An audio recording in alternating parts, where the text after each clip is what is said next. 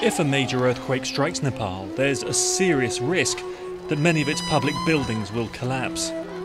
That's why the Nepal Risk Reduction Consortium has identified the safety of schools and hospitals as a priority.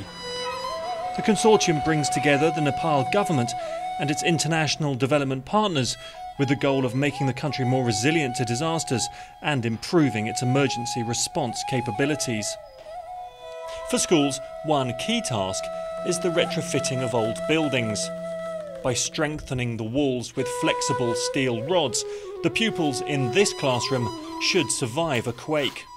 Yeah, it's a tough job because we have around 50,000 schools to be retrofitted in all over the country. So we need a technical assistance. Basically, capacity development is needed to implement these programs. The Asian Development Bank is coordinating this work for the Nepal Risk Reduction Consortium and is also a key donor.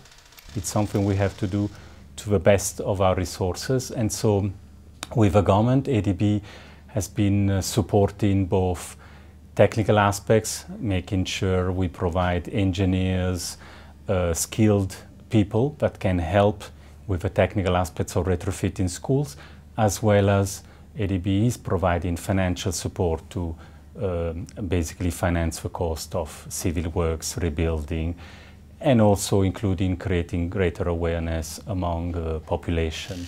The government of Japan is also funding work involving the World Bank, Global Facility for Disaster Reduction and Recovery, and the Ministry of Education. They're supporting a seismic risk assessment to identify and prioritise the needs of all the schools in the Kathmandu Valley area, and are retrofitting some of the larger ones. The risk of an earthquake striking is not theoretical. There's a memorial in the city centre to the last major earthquake to hit Nepal. In 1934, 8,500 people were killed. Experts believe that another big quake is due any time, and because the population has grown so much since the 1930s, the damage will be so much greater this time around. We did have earthquake and we are going to have earthquake in future. That is inevitable. The only thing that it's not a question of if, it's a question of when. And to answer that question, the only way earthquake teaches is that you have to be prepared. In the aftermath of an earthquake, Nepal's hospitals will play, of course, a key role.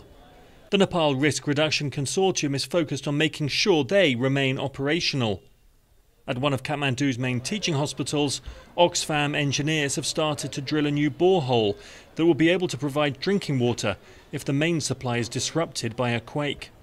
Through different development partners and UN agencies actually, including WHO, we are asking how we can go ahead, at least making the hospital safe to deal with mass casualties and definitely including seismic vulnerability.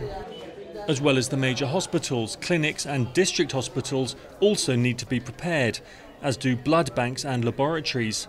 Drugs need to be stockpiled and key staff trained. It's a complicated program that requires the input of many different organisations. The WHO is the coordinating agency. When we talk about the resistance to the earthquake, it is the structural thing. So we need to have a building codes and all things to ensure that the hospital are safe. We can put the structural retrofitting type of thing. Second one is a non-structural. Even when the hospital stands for the disaster, there are some things which is linked to the water pipes, electricity may not be working properly. So that's a non-structural thing. See, the lifelines, things has to be ensured.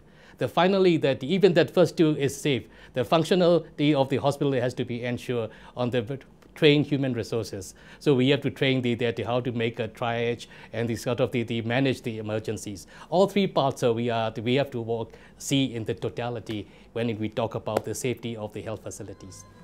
The task is enormous, but by carrying out work such as this now, rather than waiting for disaster to strike, should save many lives.